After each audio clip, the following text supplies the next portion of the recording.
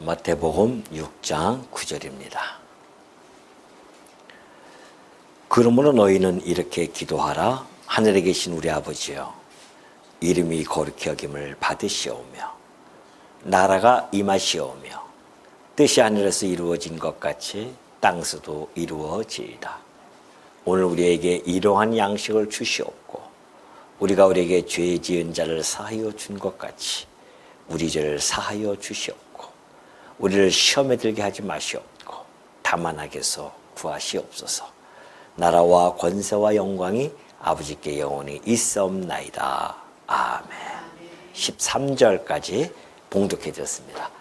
하나님의 아들이신 우리 주 예수 그리스도께서는 제자들에게 지금 산상수훈을 전해주고 있습니다.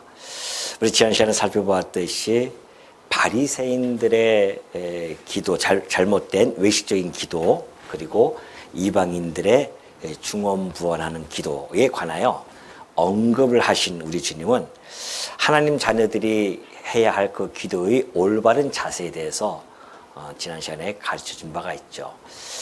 오늘 계속해서 그렇다고 한다면 하나님 자녀들이 해야 할 기도는 어떠해야 됩니까? 라는 것을 이제 모본적으로 가르쳐 주십니다. 그것이 여러분이 잘 알고 있는 주 기도문입니다.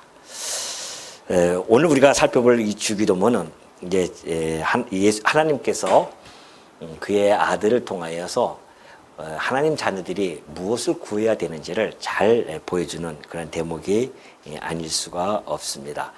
주 기도문을 우리가 좀 구조적으로 보면은 간결합니다. 여러분이 좀 알고 들어가시면은 훨씬 좀 쉽고 유익이 있어 보여지는데요. 먼저 주기도문이죠. 주님이 가르쳐준 기도다. 주님께서 가르쳐준 기도다 해서 주기도문 이렇게 이제 명명을 하고 있습니다. 주기도문은 크게 두 가지로 볼 수가 있는데요. 하나는 기원에 관한 문제고요. 그리고 또 하나는 이제 간구하는 거죠. 이런 내용으로 되어져 있습니다. 기원한다고 하는 것은 마음을 다해서 기도하는 마음으로 그 기원의 대상을 향해서 하는 겁니다. 그래서 기원의 대상은 하늘에 계신 우리 아버지입니다. 하늘의 아버지. 하늘에 계신 아버지라고 하는 것은 하나님께서는 아버지라는 뜻은 그렇죠. 창조주라는 뜻입니다. 하나님께서 창조주이시면서 모든 만유의 주제자라는 사실을 가르쳐주고 이 안에 함축되어 있습니다. 창조주이시며 주제자이신 하늘에 계신 우리 아버지요. 이런 뜻이 함축되어 있죠.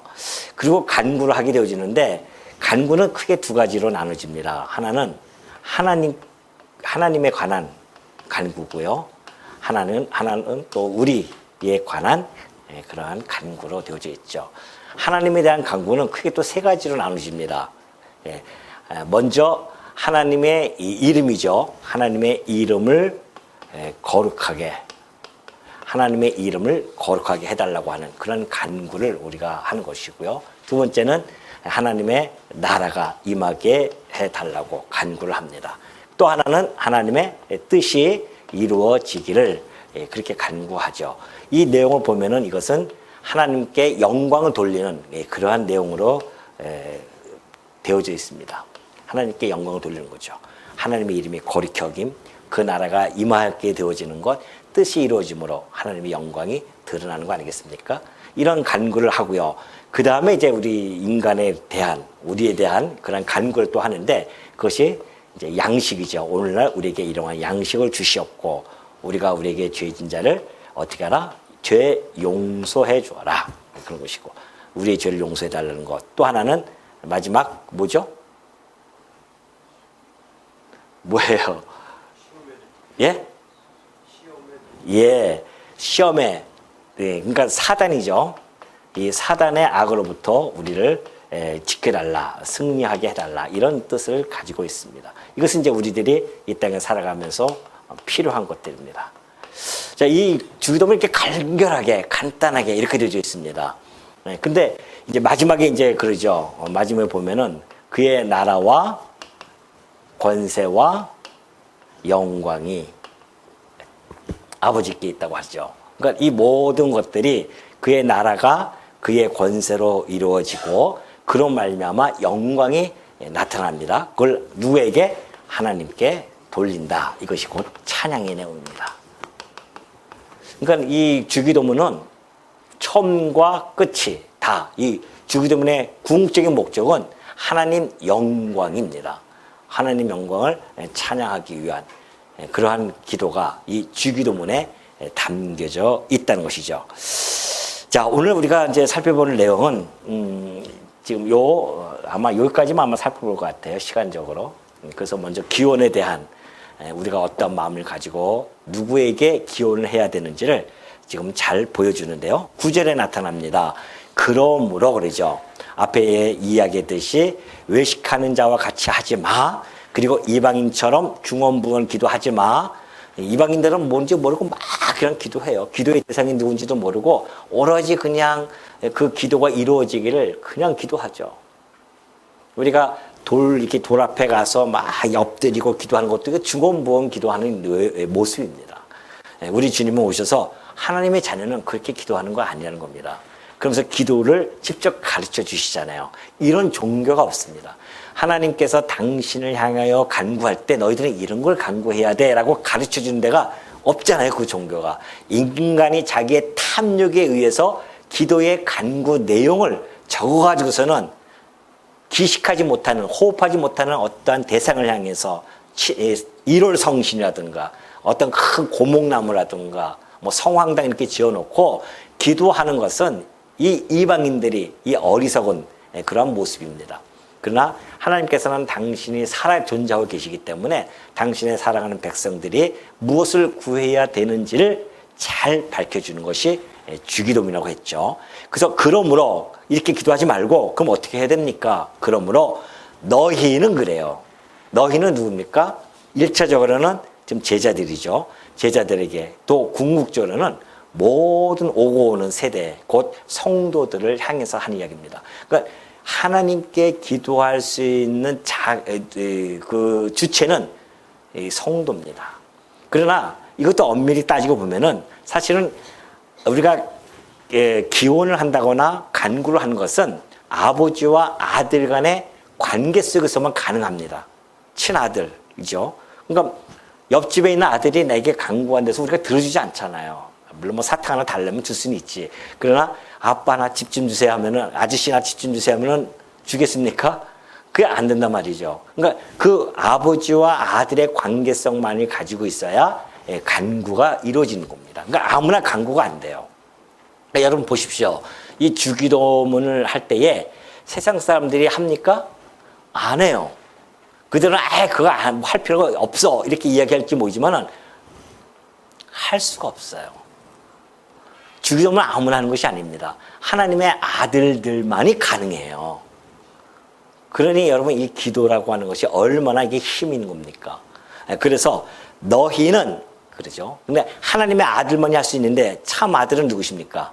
진정 아들은 예수 그리스도뿐이 없어요. 그러니까 예수 그리스도만이 사실은 기도할 수가 있는 겁니다. 그럼 우리는 어떻게 합니까? 우리는 그리스도를 통하여서 양자가 되어졌잖아요. 그래서 우리는 1차적으로 자격 요건이 갖춰지는데요.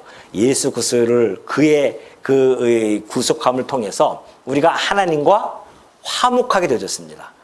참 아들이신 맏아들이 낫겠죠. 성경에는 있는 그대로 맏아들이신 그리스도께서 당신의 그 희생의 피로 말미암아 하나님과 원수 되었던 우리들을 화목하게 해주셨습니다. 중재자로서. 중재자로서 하나님과 우리의 관계를 화목하게 해줬단 말입니다. 그래서 우리가 이제 하나님께 양자의 영을 얻었죠. 그 양자의 영을 얻음으로 말미암아 하나님께 기도할 수 있는 자격 요건이 갖춰진 거예요. 그러니까 하나님의 아들들만 기도할 수 있다니까요. 그렇다고 한다면 그 자격 요건이 갖춰졌다고 해서 내 이름으로 우리가 기도할 수 있는 거 아니에요. 반드시 맏아들, 그 아들의 이름을 힘입어서 기도할 수밖에 없습니다. 그러니까 우리가 항상 기도할 때 예수님 이름으로 기도합니다 그러지 않습니까? 예수님이 하신 말씀이거든요. 너희가 무엇을 구하든지 내 이름으로 구하라. 그러면 아버지께서 주신다고 하지 않습니까? 그러니까 우리는 아들의 이름으로만 기도할 수 있습니다. 그의 공로에 힘입어서 간구할 수 있다는 뜻입니다. 그러니 여러분, 우리가 이러한 자격 요건, 중생한 성도로서 이러한 자격 요건을 갖췄다고 하는 것이, 이것이 은혜고 이것이 가장 큰 복이에요. 누가 감히 하나님께 기도할 수 있냐 말이죠. 우리는 근데 기도할 수 있는 자격을 갖추게 되어졌다는 거 아니겠습니까? 그래서 너희는 이렇게 기도하라. 이렇게라고 하는 것은 이와 같은 방식으로, 이런 뜻이에요. 그러니까 우리가 줄기차게 그냥 주기도문만 하면 안 되잖아요. 주기도문만 우리가 하는 것이 아니라 주기도문의 그 모본의 이러한 구조를 통해서 우리가 간구를 하는 겁니다. 그러니까 우리가 이걸 통해서 내가 기도를 쓸 때에 이런 관계 속에서 쓰는 거거든요. 그래서 이 같은 방식으로 기도문을 쓰는 거지 자기의 뜻을 구하는 것이 아닙니다. 그래서 이러한 방식으로 우리가 여러 가지 다양하게 기도하는 겁니다. 오늘 우리 장로님이 기도해 주셨지만은, 장로님 기도 내용을 보면은 이런 주기도문으로 기초를 해서 이것을 모본으로 해서 구성을 해가지고서는 기도를 하는 거란 말이죠. 여러분들도 마찬가지입니다. 개인적인 기도할 때도 항상 이 주기도문을 우리가 생각하면서 그 구조 속에서 기도하면은 우리가 잘못된 격길로 가지 않는 기도를 할 수 있음을 알 수가 있죠. 자, 이렇게 기도하라. 그러면서 뭐라고 하냐면은 하늘에 계신 우리 아버지요, 이름이 거룩히 여김을 받으시오며 그래요. 하늘에 계신 우리 아버지. 자, 우리가 여기 보면은 이렇게 되어 있죠. 여기가 하늘입니다. 하늘에 계시오. 여기 계십니다. 하늘에 계신 우리 아버지. 이렇게 좀 되어져 있죠. 자, 우리 아버지는 어디에 계시냐면은 하늘에 계시다는 겁니다. 하늘이라고 하는 것은 이건 이제 땅이죠. 여기는 땅이라고 볼 수 있습니다. 우리는 땅에 지금 거하고 우리 아버지는 하늘에 계세요. 그렇다면 하늘이라고 하는 것은 우리가 지금 이 땅을 초월하고 계신 분이잖아요. 우리 하나님은 이 땅을 초월하고 계신 분이십니다. 뭐 범신론자들처럼 이 신이 이 자연에 녹아져 있다, 이렇게 이야기하지 않습니다. 우리 하나님은 초월적인 신입니다. 이 땅에 국한되어 있지 않아요. 근데 우리는 우리 아버지라고 하잖아요. 하늘에 계신 그분을 우리 아버지라고 그렇게 이야기한다는 것은 여전히 이 하늘에 계신 초월한 계신 그 하나님께서는 이 땅에도 여전히 뭐하고 계신다? 내재하고 계신다는 겁니다. 이 안에 계시는 거예요. 그래서 우리 하나님은 신학적인 용어로 이렇게 되어져 있습니다. 내재적 초월, 이렇게 되어져 있죠. 우리 하나님은 이 땅에도 내재하고 계시지만은 이 땅을 초월하고 계신 분이십니다. 그 이야기는 무슨 이야기냐면은 하나님께서는 뭐 하신 분이다? 편재성을 가지고 계신 분이다. 하나님은 안 계신 곳이 없습니다. 이 우주 만물, 저 하늘의 하늘까지도 꽉 차서 충만하게 계신 분이 하나님이십니다. 그래서 편재성이에요. 하나님의 속성 중에 편재성입니다. 그러니까 여기는 하나님이 안 계셔, 저기는 하나님이 계셔가 아니라 하나님이 안 계신 곳이 없죠. 이 편재성은 하나님의 무한성을 이야기해주고 있죠. 하나님은 한계가 없으십니다. 우리는 늘 제한적이잖아요. 근데 하나님은 무한성을 가지고 계세요. 그러니까 어디든지 다 한계가 없이 그런 분이십니다. 이러한 속성을 너무나 잘 보여주죠. 그래서 하나님은 이 내재와 이 초월에 대한 조화 속에서 편재와 무한성을 보여주는 것이 이 단어 한마디에 다 함축되어져 있는 겁니다. 대단하죠, 그러니까. 주님이 가르쳐주신 기도니까 오직하겠습니까? 너희들이 기도해야 할 대상은 이런 분이셔. 하늘에 계신 우리 아버지야. 그런 이야기 합니다. 근데 우리 아버지라고 하는 것이 사실은 구약에서는 하나님과 그의 백성의 관계로 많이 설정되어 있습니다. 근데 가끔 아버지라는 표현이 있어요. 그것이 이제 신명기 32장 6절에 보면 이렇게 되어 있죠. 어리석고 지혜 없는 백성아, 여호와께 이같이 보답하느냐? 그는 내 아버지시요 너를 지으신 이가 아니시냐? 그가 너를 만드시고 너를 세우셨도다 그래요. 그러니까 구약적 아버지는 민족을 전체를 두고서는 설명이 되어집니다. 그러니까 이스라엘의 아버지로 그렇게 표현이 되어져 있어요. 그러나 신약적 아버지는 좀 다른 양상을 띱니다. 요한복음 1장 12절에 보면 영접하는 자, 곧 그 이름을 믿는 자들에게는 하나님의 자녀가 되는 뭘 줘요? 권세를 주게 되어집니다. 자, 다시 말해서 예수 그리스도를 통해서 하나님이 약속한 것이 있습니다. 그것이 곧 새 언약이죠. 예수 그리스도를 통하여 맺어진 약속은 새 언약입니다. 그 새 언약이라고 하는 것은 그리스도의 피로 말미암아 우리가 구속함을 받고 하나님의 자녀가 되어진다는 약속이 있었습니다. 그래서 예수 그리스도를 영접하는 자들마다 뭐예요? 하나님의 자녀가 되는 권세를 주는 겁니다. 여러분, 하나님의 자녀가 권세예요.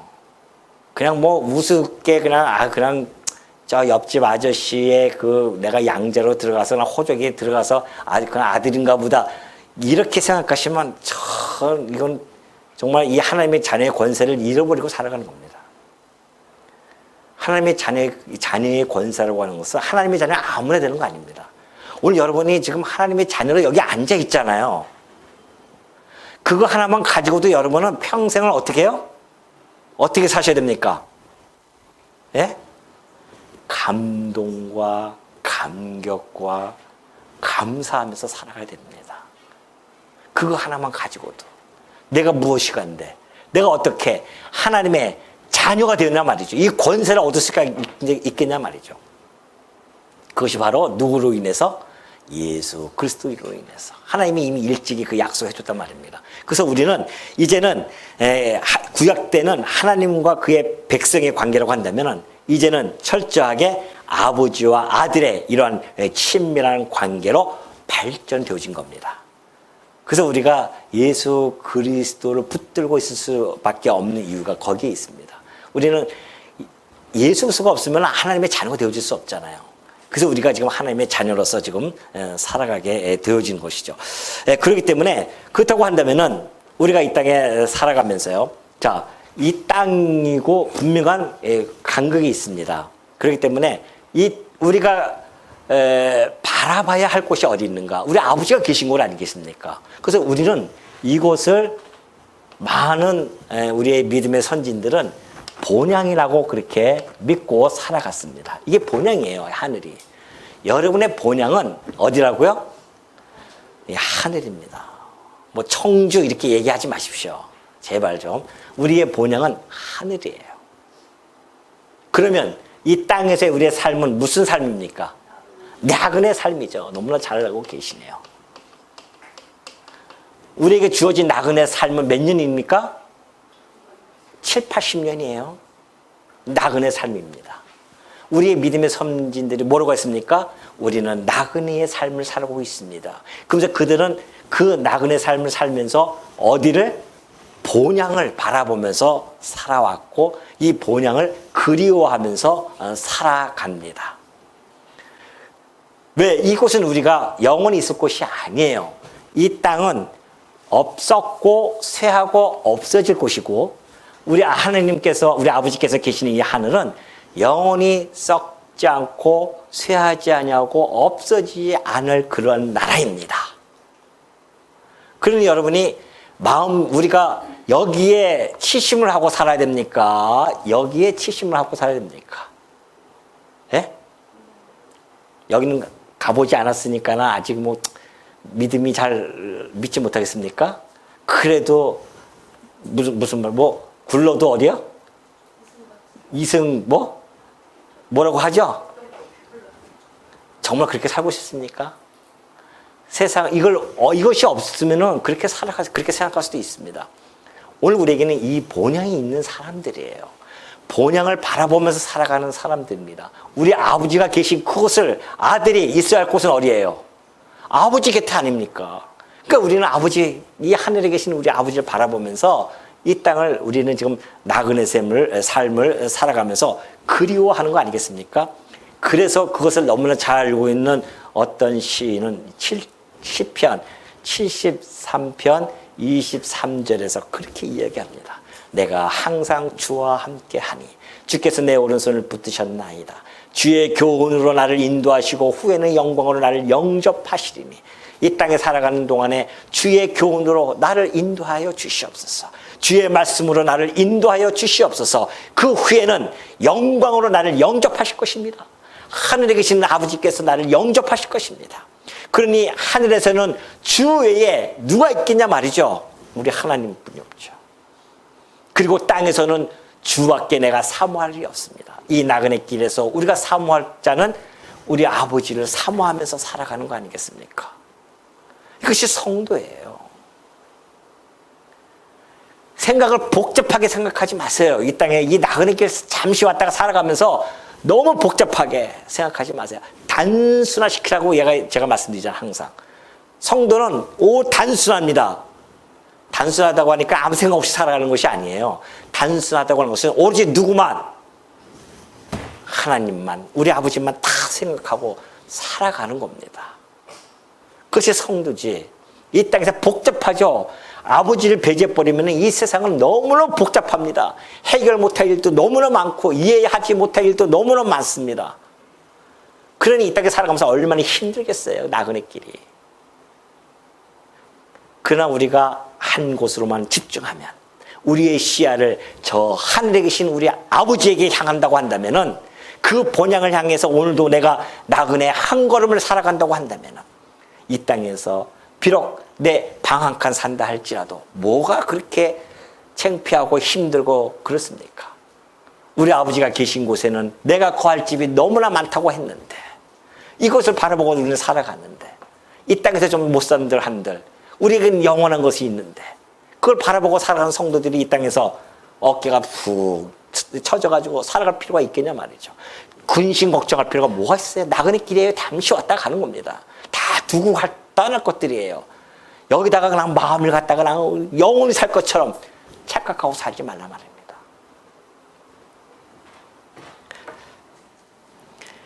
그러니 바로 이 우리의 기도의 대상인 우리 하나님, 그분이 얼마나 위대하신 분이신지, 그리고 우리의 아버지로서 우리의 친밀성을 가지고 있는 우리 아버지, 그걸 통해서 우리가 기도하는 것을 응답해 줄 줄 믿고 그분의 신실하심을 믿고 우리가 지금 주기도문을 배우면서 또 하게 되어질 것이고, 우리는 이 신앙의 동력은 우리가 하나님이 우리의 아버지라는 사실이 우리로 하여금 신앙의 동력을 얻고 갈 수 있다는 것, 여러분 마음속에 꼭 간직해 주시기 바랍니다. 그렇기 때문에 영접하는 자, 그랬잖아요. 아까 영접하는 자는 하나님 자녀가 되는데, 영접하지 않으면 어떻게 됩니까?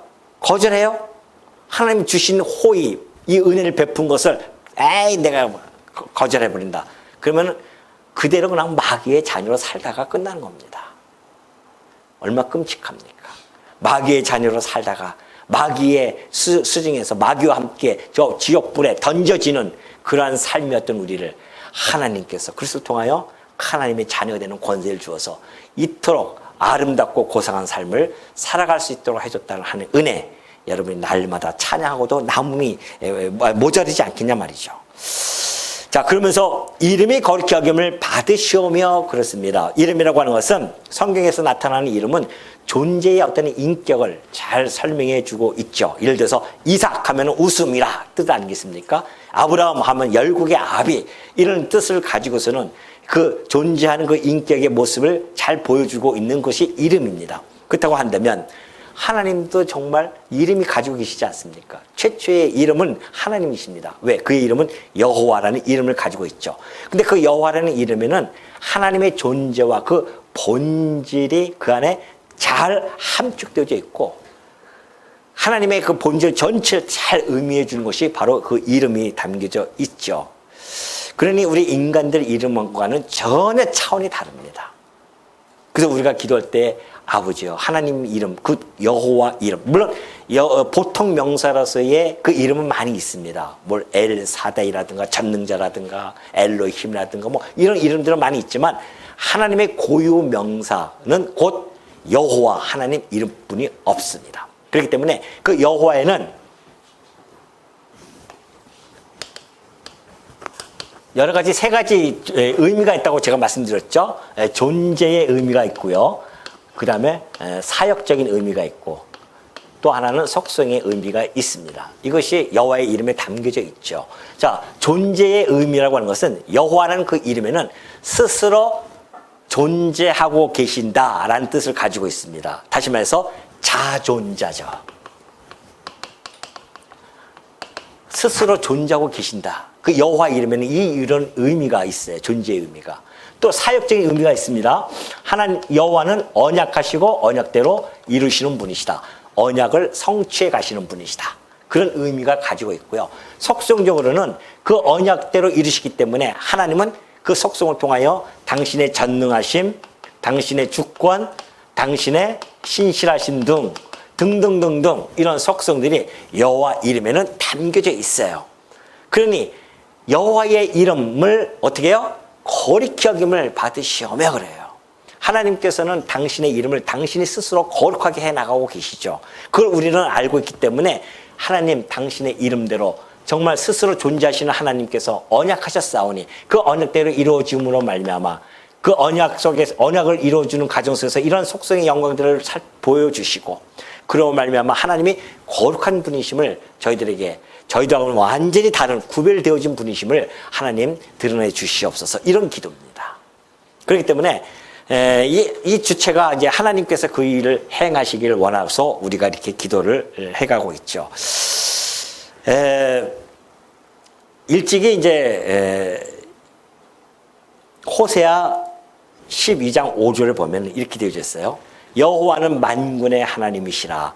여호와는 그를 기억하게 하는 이름이다 그래요. 여호와는 누굴 기억하게 해요? 누구를 기억해요? 하나님. 하나님을 기억하게 하는 이름입니다. 여호와라는 것이. 그러니까 우리가 이 성경 창세기 1장부터 요한계시록 마지막 장까지 전체를 통해서 계시되어지는 이름 하나가 있습니다. 그건 여호와이십니다. 물론 예수 그리스도도 여호와는 구원이시다라는 뜻을 가지고 있기 때문에 그 안에 다 함축되어 있습니다. 그러니까 우리가 성경 전체를 통해서 여호와를 계시하는 거기 때문에 그 이름을 기억하게 하는 이름이에요. 여호와. 그러니까 우리 여호와 하면은 뭐가 생각나야 됩니까? 창세기서부터 어디에? 요한계시록까지. 이것이 한눈으로 쫙 펼쳐져야 됩니다. 그래서 우리가 그걸 알기 위해서 지금 창세기서부터 하나하나 공부하고 있는 거 아닙니까? 그걸 다 공부해보면은 여호와라는 이름이 기억날 것입니다. 성경 어디에 보든 간에 여호와라는 이름이 기억날 수밖에 없죠. 왜요? 여호와는 스스로 존재하고 계시는데 언약하신 대로 성취해 가셔서 그 모든 속성의 영광들을 드러내셨구나. 이것이 이 성경 창세부터 요한계시록까지 다 펼쳐져 있기 때문에 그렇습니다. 그러니 그 이름을 거룩히 여김을 받으시옵소서. 그래서 예수님 하나님께서 일찍이 10계명 중에 첫 번째 계명이 뭐예요? 나 외에 다른 신을 섬기지 말라고 하시면서 너는 내 하나님 여호와의 이름을 망령되이 부르지 말라고 합니다. 여호와는 그의 이름을 망령되게 부르는 자를 죄 없다 하지 아니하십니다. 그러니까 여호와 이름이 뜻도 모르고 여호와 하면 안 된단 말이죠. 여호와라는 것은 바로 이런 의미를 가지고 있습니다. 그러니까 우리가 여호와 할 때는 이 모든 것이 쫙 머릿속에 들어와 있어야 돼요. 그래서 그래야 망령되이 여기지 않고 함부로 부르지 않는단 말입니다. 그러니까 이 유대인들은 이 망령되이 부른다고 하니까 아예 여호와 그 히브리어는 야훼거든요. 야훼. 이름을 부르질 않아요. 그래서 다 주로 고칩니다. 주. 퀴리오스라고 하는 주를 고쳐버렸어요. 그러나 그 주가 사실은 여호와라는 뜻입니다. 그만큼 그들이 두려워했던 이름이었었죠. 근데 그들이 하나님께서 시내산에서 율법을 통하여 그 이름을 주셨는데 그들이 가나안 땅에 가서 그 이름을 다 더럽힙니다. 그것이 에스겔서 36장 13절이에요. 여러 나라 가운데서 더럽혀진 이름 곧 너희가 그들 가운데서 더럽힌 나의 큰 이름 여호와의 큰 이름 그 이름을 이스라엘 백성들이 다 더럽혔습니다. 왜요? 온갖 죄악 덩어리 속에서 살아갑니다. 그래가지고서는 그들이 끌려가요. 막 사방으로 다 끌려갑니다. 얼마나 그 이방인들이 우습게 알겠어요? 야, 애굽 땅 종됐던 집에서 건져내신 그 여호와 하나님이 너희들 백성을 이렇게 뿔뿔이 흩어놓냐 말이죠. 그러면서 그 더럽혔단 말입니다. 그런데 하나님께서는 그 큰 이름을 내가 거룩하게 할 거야 그러잖아요. 내가 그들의 눈앞에서 너희로 말미암아 나의 거룩함을 나타낼 것이다. 내가 여호와인 줄을 너희들뿐만이 아니라 여러 나라 사람이 다 알게 해주겠다. 여호와께서 그렇게 말씀하십니다. 그러면서 이사야서 29장 22절 보면 그러므로 아브라함을 구속하신 여호와께서 야곱 족속에 대하여 이같이 말씀하시되 야곱이 이제는 부끄러워하지 아니하겠고 그의 얼굴이 이제는 창백해지지 아니할 것이며 그의 자손은 내 손이 내 그 가운데서 행한 것을 볼 때에 내 이름을 거룩하다 하며 이제 다 뿔뿔이 흩어져가지고 다 포로로 끌려갔습니다. 그러나 70년이 차면 하나님께서 그들을 다시 건져내실 겁니다. 약속대로. 그러면 그들이 그때 그 이름을 야 하나님의 이름은 거룩하다. 왜? 언약대로 이루시기 때문에 거룩하다. 그런 거죠. 야곱의 거룩한 일을 거룩하다 하며 이스라엘의 하나님을 경외하게 할 것이며 할 것이다 그래요. 이것이 예언이 성취되었어요. 일차적으로. 언제? 바벨론 포로에서 끌려 저기 해방되어졌을 때에. 그러나 이게 궁극적으로는 오늘 이 시대에 사는 우리 성도들에 대한 예표적인 그러한 예언이었습니다. 정말 우리 주님 하나님께서는 당신이 약속했던 예수 그리스도를 이 땅에 보내주셨습니다. 예수 그리스도를 이 땅에 보내주어서 하나님께서 약속대로 예수 그리스도를 이 땅에 보내주어서 우리를 갖다가 당신의 아들로 삼아줬잖아요. 그래서 당신의 이름이 거룩하게 되어졌단 말입니다. 그래서 우리가 시편 115편 1절의 이야기 노래처럼 여호와여 영광을 우리에게 돌리지 마옵소서. 인간들은 자기에게 영광을 돌리길 원하는데 이 시인은 얼마나 이 아름답고 이 지혜로운지 우리에게 영광을 돌리지 마옵시고 우리에게 돌리지 마옵소서. 오직 주는 인자시고 진실하심으로 주의 이름에만 이 이름에만 뭐예요? 영광을 받으시라고 영광을 돌리라고 그렇게 노래를 한 겁니다. 그러니 우리에게 성도들이 기도할 때에 이름을 어떻게 해요? 거룩히 여김을 받으시옵소서. 당신에게 영광을 돌려드립니다. 그러면 그 영광을 하나님께서 받으시기 위해서는 당신의 이름에 걸맞는 그런 사역을 해 주셔야 된단 말입니다. 그 얘기 뭐예요? 내가 구약을 전체를 통해서 누굴 보내겠다? 메시아를 보낼게 약속해 주었는데 그렇다고 한다면 당신의 이름을 거룩하게 해달라고 하는 건 뭐예요? 당신의 이름대로 그 언약대로 이루어 주옵소서. 메시아를 보내주옵소서. 그런 이야기입니다. 근데 정말 메시아가 왔어요 안 왔어요? 지금 메시아가 와서 이 기도문을 가르쳐 주는 거 아니겠습니까? 그것이 바로 다음에 나옵니다. 나라가 임하시옵소서 그러죠. 그죠? 나라가 임하시오면 그렇게 이야기를 지금 해주고 있죠. 자, 나라라고 하는 것은 이 신약에서는 구약에서는 나라 하면은 땅, 백성, 국민, 국토, 그 다음에 국권 이렇게 이야기하잖아요. 그러나 신약적인 개념에는 예수님이 이 땅에 오셔서 나라의 주인으로 이 땅에 오시는데 통치적인 개념이 매우 강합니다. 어떤 공간적인 개념이 아니잖아요. 지금 하나님 나라에 공간적인 개념이 없어요. 지금 그들은 이탈리아는 바티칸에서는 그것이 지금 하나님 나라라고 착각하고 있단 말입니다. 그래서 자기가 왕노릇하고 교황의 왕노릇하고서는 지금 이 땅에 모든 영광을 받으면서 자기가 그러고 있지 않아요 지금.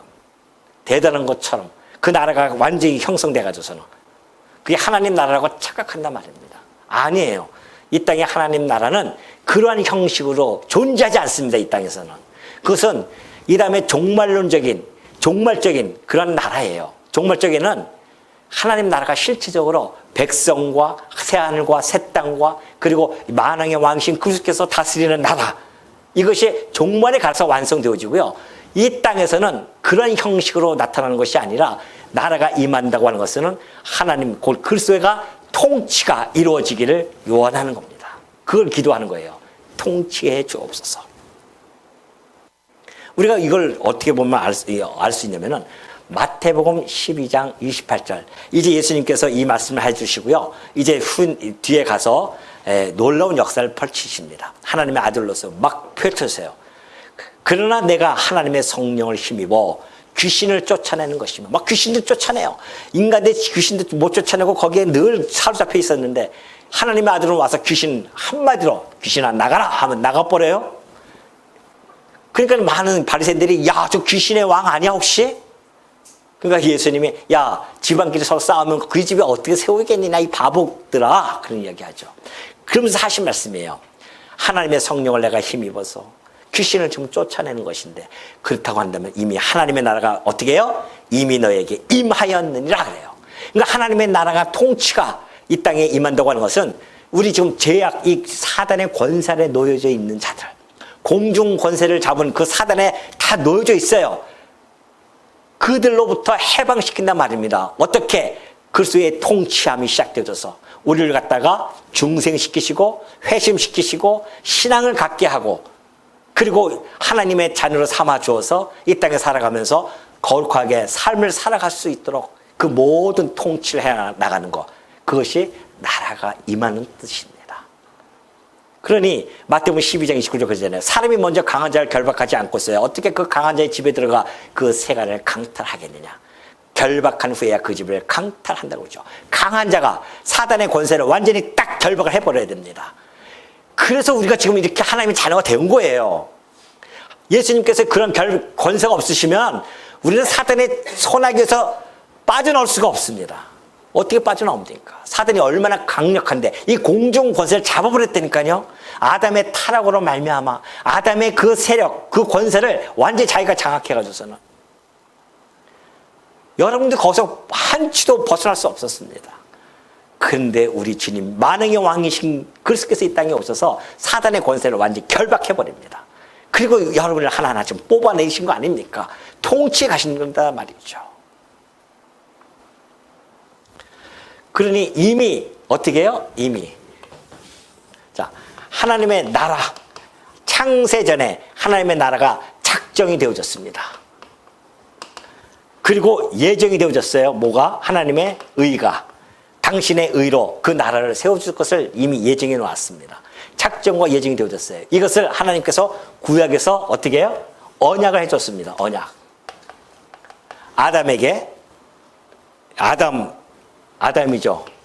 아담에게 나라, 작정되어진 이 나라를 세워주겠다고 그렇게 약속해 주었습니다. 그리고 아브라함을 통해서는 어떻게 해요? 아브라함, 모형적으로 나라, 모형으로 보여주죠. 모형적인 나라. 그래서 이스라엘 나라가 세워진 거 아닙니까? 이스라엘 나라가 바로 모형적인 나라였었어요. 그러면 아담에게 했던 이 나라가 반드시 이루어질 것을 모형적으로 보여줬고, 그리고 드디어 예수님이 이 땅에 오십니다. 그 나라를 어떻게 해요? 작정되어진 그 나라, 언약되어진 그 나라를 이루시려고 이 땅에 오신 겁니다. 그래서 예수님께서 이 땅에서 오셔가지고서는 통치해 가신 거예요, 지금. 그래서 우리가 지금 이 시점에 살고 있잖아요. 이 시점에 살고 있단 말입니다. 이 시점에서 우리를 여전히 구령의 역사가 이루어지고 있죠, 지금. 이것이 하나님의 통치, 그리스도의 통치 때문에 구령의 역사, 영혼을 구원하는 역사가 계속해서 지금 이루어지고 있고요. 그 구령되어진 자들, 곧 하나님의 자녀가 되어진 자들을 성화롭게 살아가게 하시는, 거룩하게 살아가게 하시는 그런 통치가 지금 이루어져 가고 있습니다. 그의 나라가 임하시옵소서 하는 나라는 그의 통치가 지금 우리는 그의 통치 아래 있죠. 자, 이것이 바로 누가복음 17장 20절입니다. 바리새인들이 묻습니다. 하나님의 나라가 어느 때에 임합니까? 물어봐요. 그러니까 예수님께서 대답하여 이르시되 하나님 나라는 볼 수 있게 임하는 것이 아니야, 이 바보들아. 또 여기 있다 저기 있다 그렇게도 못한다. 하나님 나라는 어디에 있어요? 너희 안에 있는 거야. 하나님 나라가 우리 안에 있다니까요. 어떻게 나타납니까? 그 하나님의 나라가. 로마서 14장 17절. 하나님의 나라는 먹는 것과 마시는 것이 아니요 오직 성령 안에 있는 뭐예요? 의와 평강과 희락입니다. 오늘 여러분 지금 마음속에 의와 평강과 희락이 있다고 한다면 누구의 통치함을 지금 받고 있는 겁니까? 예수님의 통치를 받고 있는 겁니다. 이미 하나님 나라는 이미 어떻게 됐다? 이미 임하였습니다. 우리의 기도대로 이미 임하였었어요. 그럼 이걸로 끝나는 거 아니죠? 예수님이 다시 오신다고 했습니다. 그 나라, 하나님 나라는 완성이 돼야 됩니다.